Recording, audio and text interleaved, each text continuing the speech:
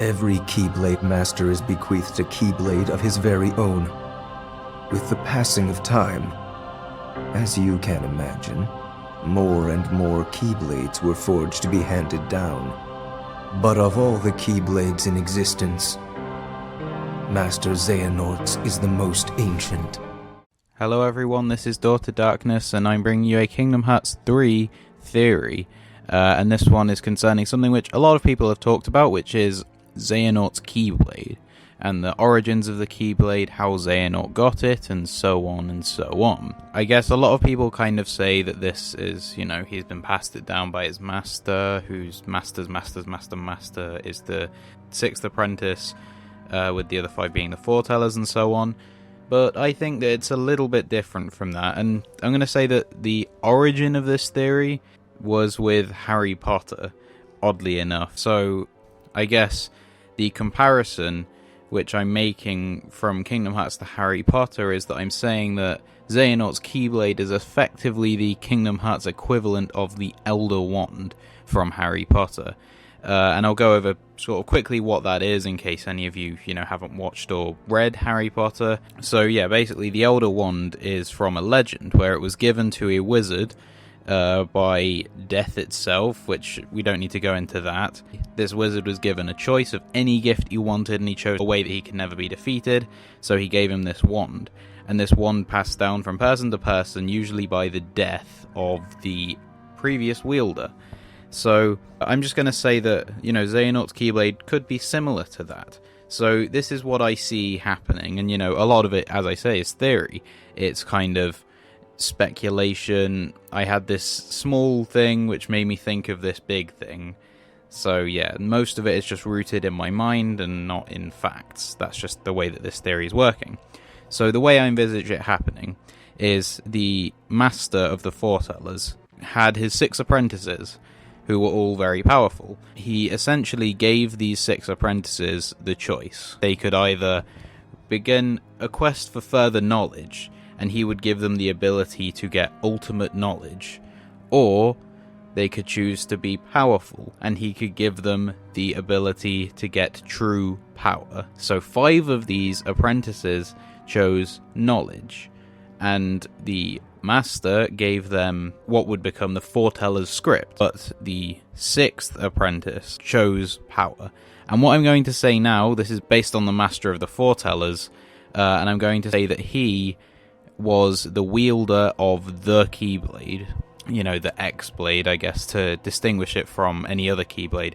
The original Keyblade, which was the counterpart to Kingdom Hearts.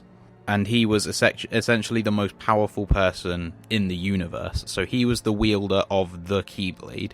So when the 6th apprentice asked for more power, he gave him the first ever Keyblade based on the original Keyblade, which would be a lot less confusing to say if they gave it a different name to Keyblade. So if I just say the X-Blade, just to make it more simple, was owned by the Master of the Foretellers, and he gave the first Keyblade, as in the form of Keyblade that we know now, he gave the first of those to his 6th apprentice. So while the other Foretellers would go on to get Keyblades of their own, as well as all of their followers, this Keyblade was the original Keyblade, and the most powerful. So it gave the wielder the power to extract his own heart and put it into a vessel. So this apprentice was, I guess, similar to Xehanort in terms of his character, and as he was reaching the end of his life, he was getting old, and he sought a way of preserving himself and preserving his body beyond his death. However, while Xehanort had time to plan, and he had chosen a human to become his vessel, and he chose Terra, and, that led to Terra Xehanort, which went on to what we know now from the Kingdom Hearts series. This person did not have that luxury. He was defeated in battle, and his last action as a living person was to extract his own heart, and the heart chose the only vessel that there was for it to have, which was the Keyblade itself. So the 6th apprentice, his will and his heart were embedded in this Keyblade, and the person who defeated him and killed him essentially became the wielder of the Keyblade, because this sixth apprentice, in his constant search for power, would only go with the strongest person that he could find. So, as I mentioned with the Elder Wand, this is the most powerful Keyblade in existence, and it passes down from person to person with every time the wielder is defeated by someone else, because the sixth apprentice only is interested in the most powerful. So if the wielder gets killed or gets defeated, the power of this Keyblade goes to the new wielder, who would then go on to continue his aims.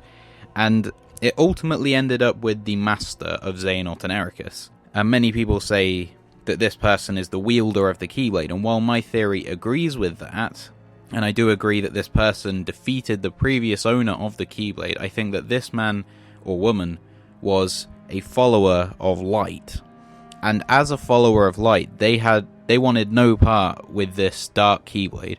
They didn't want to wield this dark Keyblade, and they feared the will of the sixth apprentice. They knew the stories of the Keyblade War.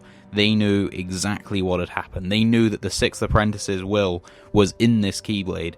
So instead of using it, they just kept it safe in their study, hanging up on a wall.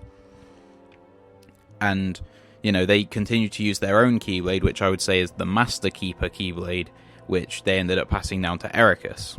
So, fearing the darkness, they decided to keep the Keyblade safe in their study, which only a small amount of people were able to go into. However, two people that he did trust were Xehanort and Ericus. And maybe some other apprentices we don't know about yet, but Xehanort and Ericus were the most important. So, Xehanort, after the events of Kingdom Hearts 3D, decided that he needed to take this Keyblade for his own.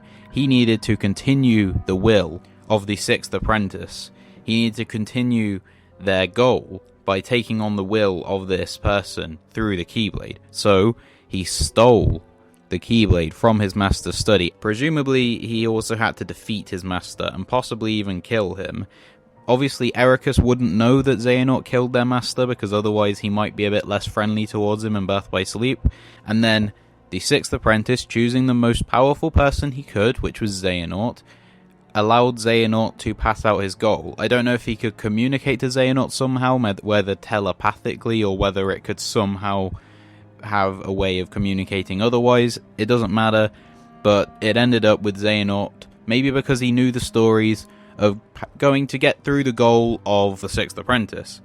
So he gets this Kingdom Hearts appearing, the Keyblade appears. In taking control of Kingdom Hearts, Xehanort would be able to give this will a new body. The sixth apprentice would be able to claim a new body for his own, where he could rule the world or whatever, the universe, using the power of darkness that, gets unleashed from Kingdom Hearts. And I'm going to say that Kingdom Hearts 3 could end like that. So Xehanort does all this, and we find out that it's actually in the attempt of bringing the sixth apprentice back to a full life with his own body, and an immortal body that he could get from Kingdom Hearts, which would live forever. And this maybe is what happened, but maybe Xehanort has to sacrifice himself for this to happen. So at the end, Xehanort has been defeated, and he is taken up by the darkness that's released from Kingdom Hearts, and that darkness is able to form a new body for the sixth apprentice. So I guess that would lead into the next saga, with the sixth apprentice being the new threat that has to be sort of sorted out by Sora and his friends. The darkness would come out at the end of the clash between the 7 Guardians of Light and the 13 Seekers of Darkness. Xehanort's Keyblade would be destroyed, as would he, and in their place, the sixth apprentice would return in some sort of godlike form, where he was able to take control of the realm of light. Whether that gets solved in Kingdom Hearts 3 or leads into the next saga, we don't know. And I would say that this person would then go on to wield the Keyblade from his master, with Xehanort's Keyblade being destroyed. So yeah, I guess that's kind of a pretty big theory. So I've been talking about it for a while, but that's pretty much the theory that I have. So please tell me your thoughts in the comment section below. Of course, with a big theory like this, where all of it's coming from my head, it might not come through quite as clearly to any of you guys or whatever. That's fine. Just, if you have any questions about it, then just ask away in the comment section below the video. And while you're down there, please like this video if you did, and if you liked it, then check out my other videos and subscribe to this channel. And as always, thank you for watching.